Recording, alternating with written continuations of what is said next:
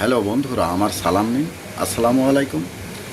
আশা করি আপনারা সবাই ভালো আছেন ইনশাল্লাহ, এবং আমার প্রত্যাশাও তাই। সেই সাথে আমার প্রীতি ও শুভেচ্ছা নিন। আজ এ পর্যায়ে যে বিষয়ে কথা বলবো তা হচ্ছে, যে বিচারক বিচার কার্যে নিরপেক্ষতা এবং ভালো মন্দ দিক উভয় বিবেচনা করে বিচার করে রায় প্রদান করেন, তিনিই উপযুক্ত এবং সর্বোত্তম বিচারক। তার প্রতি আস্থা থাকাও স্বাভাবিক।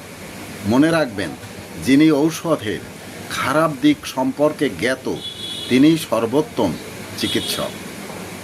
এ পর্যায়ে এখানেই রাখছি।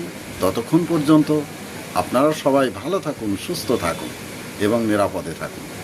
শুভকামনা নিরন্তর সবার জন্য সবসময়। ধন্যবাদ ফেসবুক মেটা, ধন্যবাদ সকল বন্ধুসহ সবাইকে।